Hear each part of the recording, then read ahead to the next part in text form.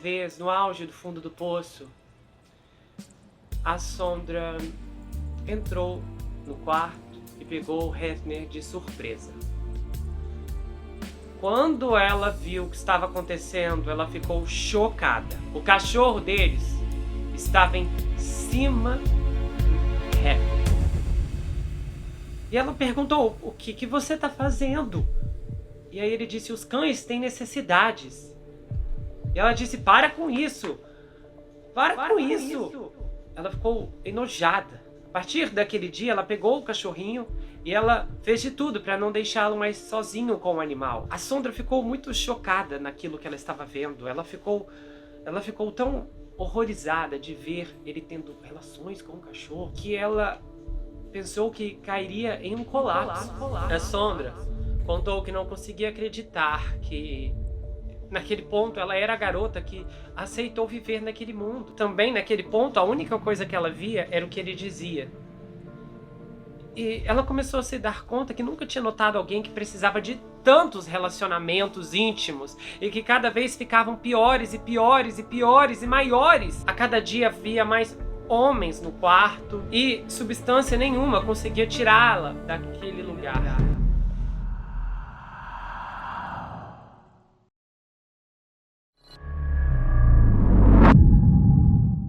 Ela disse que certamente não queria estar com outro homem, mas o Hefner ficou tão obcecado com aquilo que não importava como aquilo a fazia se sentir. Nada importava. Ele simplesmente queria assistir e às vezes era doloroso, mas os homens faziam forçado. E ela pedia e dizia: por favor, esses homens me machucam. Mas o Hefner não se importava. E ela se sentiu violada, vendo que ela estava com um homem que ela não queria. E ela estava enojada com o fato de que o namorado dela estava bem ali. E de bem com isso. Só que ela também notou que às vezes haviam homens que acabaram em certas situações que também não queriam estar. Homens que não conseguiam dizer não ao Hefner. Ficou bem claro para ela que o Hefner também tinha interesse em John Dent. E ela se deu conta que o Hefner queria ter envolvimento íntimo com ele. E o Hefner dava de cima do John. E ela podia ver a expressão de horror no rosto dele. E era o mesmo pavor que ela sentia e que ela sabia que não podia parar. Às vezes havia certas garotas de quem ela era muito próxima e ela chegava chorando e dizia: por favor, vão, porque hoje eu não quero fazer isso. E elas iam por ela. E ela disse que sentia que pelo menos tinha amigas e que ela estava pedindo muito para essas amigas ajudá-la. Então ela começou a encontrar conforto nas meninas. Porque as mulheres eram gentis com ela e ela precisava de gentileza e amor, e pelo menos ela tinha a beleza e a ternura de uma garota que ela não conseguia do Hefner. Então um dia ela estava no escritório com a Mary, chorando e dizendo: eu estou cansada disso tudo. E ela dizia: eu não entendo por que eu e o Hefner não podemos ser um casal normal, sabe? Um casal legal. E a Mary falou: olha, se você não topar tudo, vai ter alguém que vai. O Stefan contou que no primeiro dia de trabalho dele como motorista, ele subiu a escada que dava para um quarto. E ali ele ouviu muito choro, gemidos. E então, ele entrou no banheiro e a Sondra estava no chão, chorando. E havia sangue por toda a parte. A Sondra tinha ido ao ginecologista e ela não queria tomar pílulas. Então o médico disse que poderia colocar um DIU nela. E ela perguntou: o que é DIU? E o médico respondeu: bem, você sabe, é algo que vai estar lá em cima e vai fazer o que precisa fazer. E você não vai precisar se preocupar. E ela falou: perfeito. E ele colocou o DIU nela. Naquele dia ela tinha sangrado na cama inteira. E ela entrou para o banheiro e o Hefner ficou bravo com ela por não cuidar de si mesma. E ele disse: eu não quero saber dos seus problemas médicos. E era tanta dor que ela mal conseguia aguentar e então desmaiou. Houve uma outra situação, já em 4 anos de relacionamento com o Hefner, que ela ficou muito doente. E a dor era tão forte que ela mal andava. Era infecção nos rins e aquilo foi muito desesperador. E a Lisa se lembra de quando a Sondra ficou com essa infecção nos rins. E isso era uma relação direta da exaustão das festas, de tudo aquilo que acontecia. A Sondra deveria ter ido para o hospital, mas se ela fosse para o hospital, eles poderiam fazer perguntas. O porquê ela estava daquele jeito. E o Hefner não queria que isso vazasse. Então, ela não pôde ir ao médico. Ela estava muito cansada, e não apenas fisicamente, mas a mente dela também. Ela sentia que tinha sido despida, usada, engolida, e que eles estavam devorando-a, de dentro para fora. Então um dia o Hefner perguntou para ela: "Você gosta de filmes snuff?" E ela disse: "O que é um filme snuff?" E ele disse: "Bom, é um filme adulto que no final eles tiram a vida da garota. Esse é o grande auge." E ela disse: "Mas quem assiste isso?" E então ela falou: "Olha, Hefner, eu não vou entrar nesse caminho com você." E aí ela se perguntou: "Mas meu Deus, com quem que eu estou? Por que eu gosto dele? Que tipo de mente é tão deturpada que precisa tirar a vida de alguém para sentir satisfação?" E ali ela começou a abrir os olhos para enxergar o monstro que o Hefner era.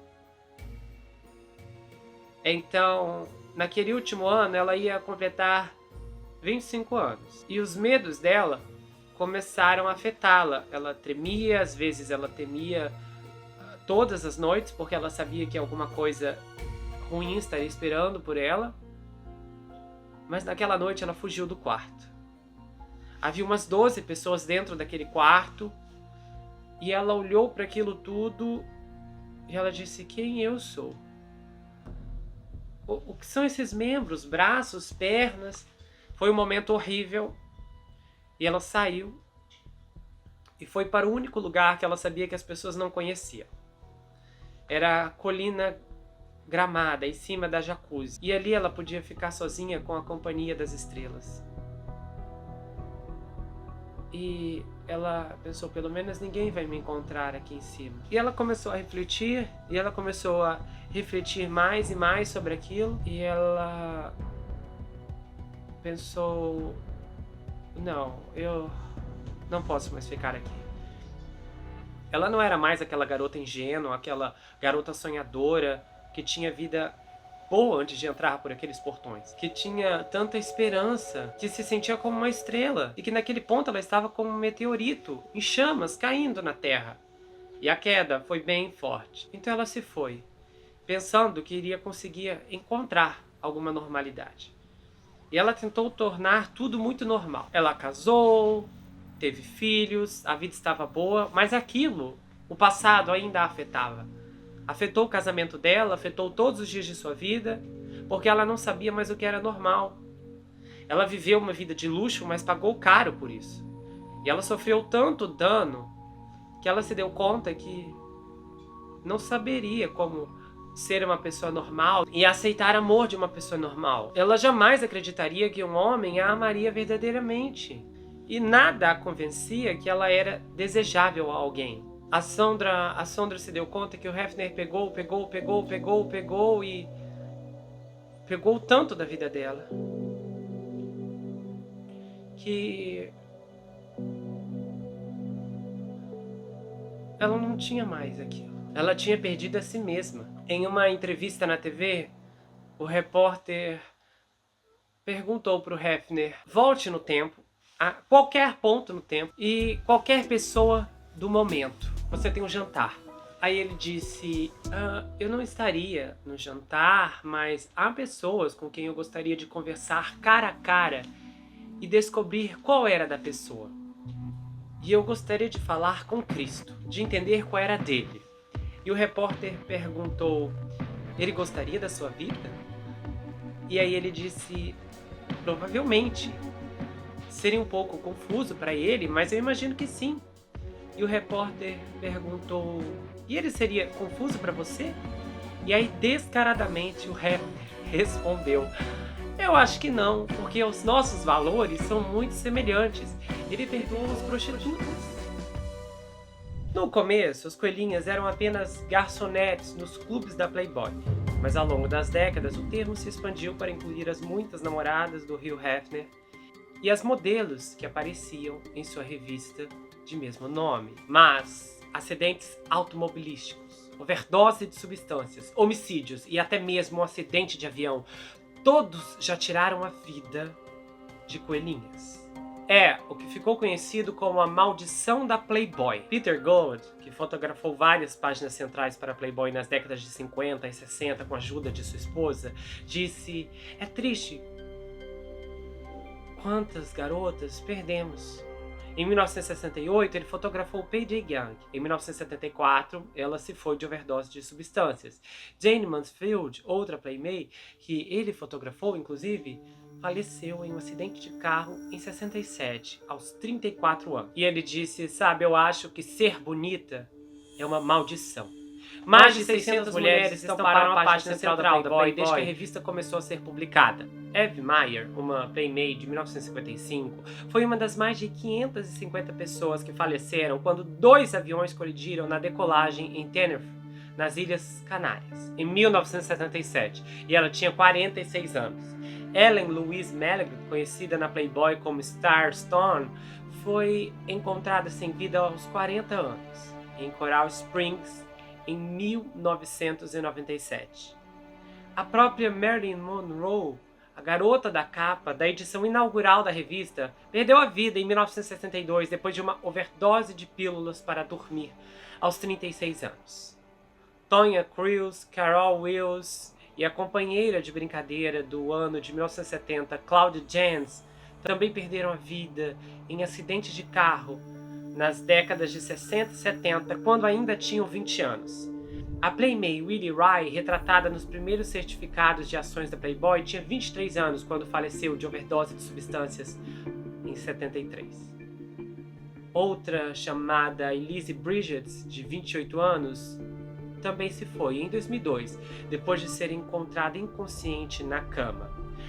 A Playboy disse que ela faleceu de causas naturais, mas o relatório do legista disse que ela perdeu a vida mesmo por causa de uma overdose de substâncias ilícitas acidental.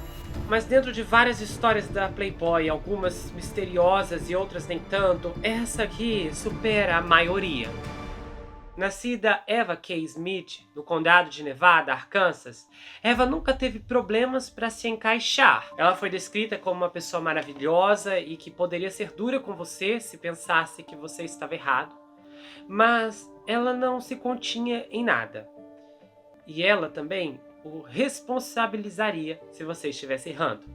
Ao mesmo tempo, ela era muito generosa e compartilhava tudo o que tinha. A irmã disse, ela fazia você se sentir especial. Ainda assim, os primeiros anos da Eva foram uma luta.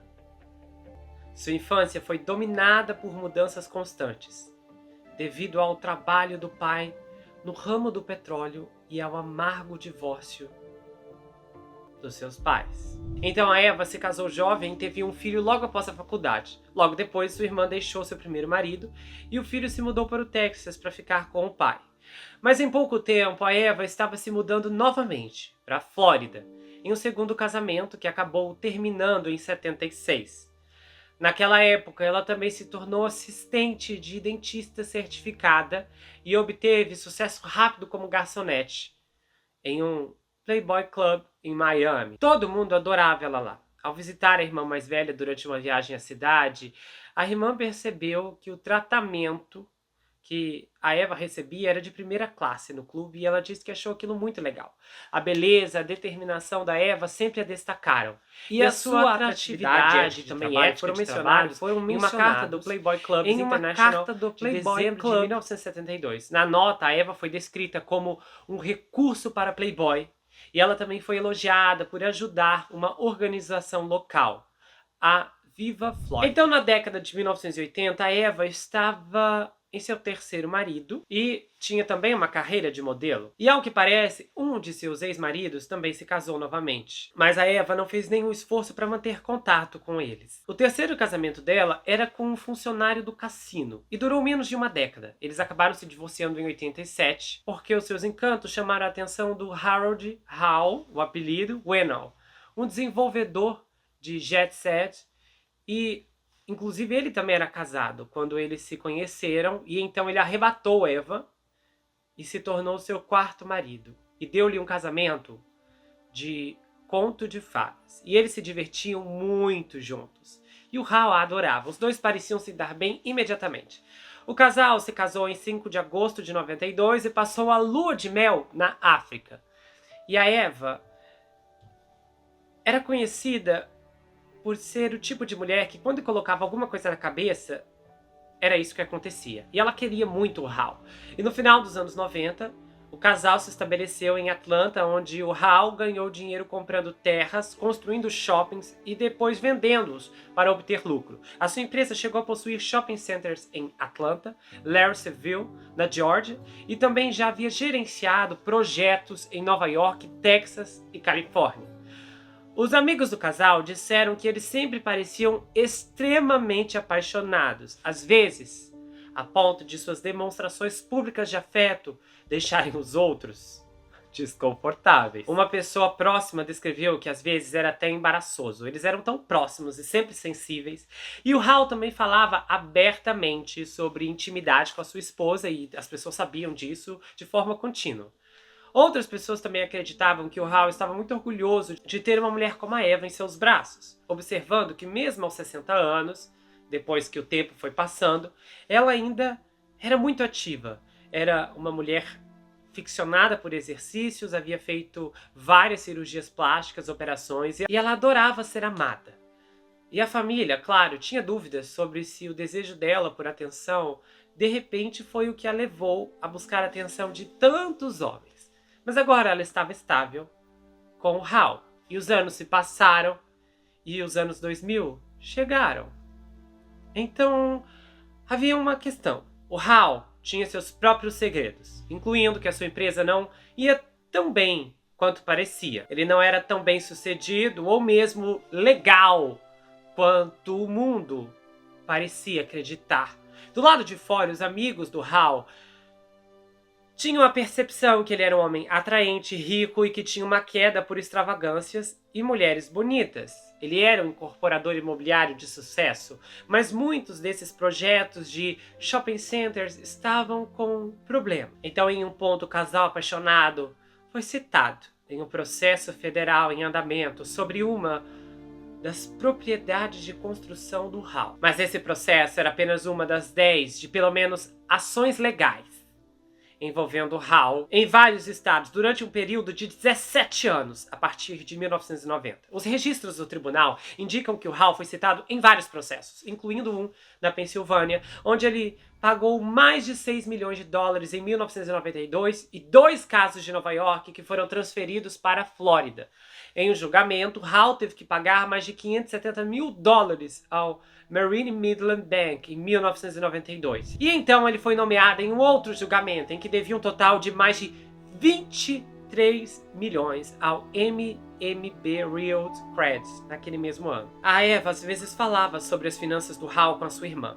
E a Pam observou que a certa altura o dinheiro estava tão apertado para eles que ela até se sentiu compelida a enviar 500 dólares para a irmã. Mary Lundquist, que começou a trabalhar para o Hal em 2007 como assistente administrativa, disse que também acreditava que o seu chefe às vezes manipulava os livros da contabilidade. Nós vendemos um shopping center em Louisville e todo aquele negócio foi ruim. Ele estava pagando o aluguel dos inquilinos e então, quando os novos proprietários o compraram, os livros pareciam estar pagando o aluguel todos os meses, quando na verdade o Hal é que estava pagando o aluguel de alguns deles. Então, em dezembro de 2007, o Hal foi citado em um outro processo federal sobre o shopping center em Villages, na Geórgia, por vários supostos delitos, incluindo a quebra de contrato e fraude.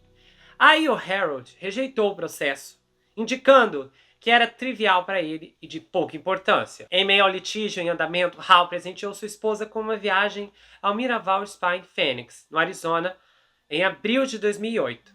A Pam contou que a irmã explicou que essa viagem foi um presente surpresa porque o Hal não queria incomodá-la com o processo e que ele estaria trabalhando até tarde. No spa, a Eva fez uma nova amiga chamada Tammy Malkery, que estava no retiro do Arizona com uma irmã antes de um casamento. E elas se uniram depois que a Eva encorajou a Tammy a fazer uma aula matinal de natação com ela. As duas mulheres estabeleceram uma amizade fácil enquanto desfrutavam do luxuoso resort de bem-estar, cujas atividades incluíam passeio a cavalo e até mesmo percussão espiritual. A Tammy disse, eu a apelidei de Julie. Na verdade, as outras pessoas também, porque ela conhecia todo mundo. E ela acrescentou que a Eva também havia contrabandeado bebida e queijo. Durante as refeições, a sua nova amiga exultava sobre o seu relacionamento com o Hal e como eles estavam apaixonados. Mas a Eva também revelou que estava no retiro glamouroso por causa dos problemas legais do marido. Uma tarefa que o manteria ocupado por muitos dias.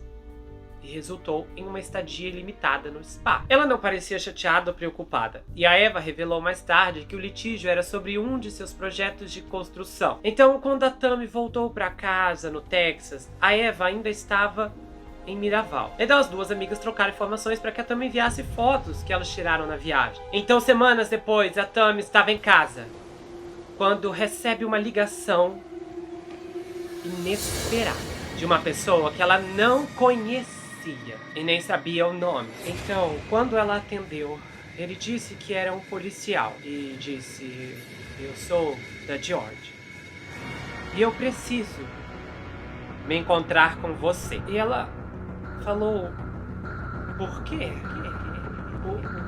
O que está acontecendo? O que você quer comigo?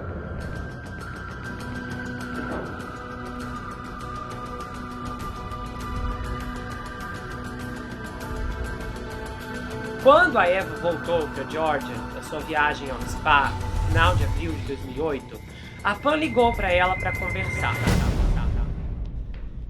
Ela estava escondendo algo de sua irmã e queria contar seu segredo a ela. No último minuto, a Pam decidiu que não iria mais contar. Em vez disso, elas conversaram apenas por um curto período de tempo. O segredo que a Pam estava escondendo é... Então, cerca de 3 dias depois, ela recebeu um telefonema da casa da sua irmã. Para uma ex-coelhinha e modelo da Playboy, aquele dia de vida da Eva não foi particularmente glamouroso. Eva era atraente mesmo aos 60 anos, e alguns até disseram que ela poderia passar por metade de sua idade por conta de sua personalidade sedutora, que sempre parecia torná-la o centro das atenções. O casal, que era bastante conhecido em seu subúrbio de Atlanta por seu estilo de vida luxuoso e as viagens extravagantes, viu a quinta-feira, dia 1º de maio de 2008, chegar tranquilamente, sem intercorrências. Naquele dia, o Hal deixou sua casa de 5 quartos no subúrbio de Atlanta por volta das 6h40, como de costume, para ir trabalhar, depois de um rápido café da manhã com a sua esposa.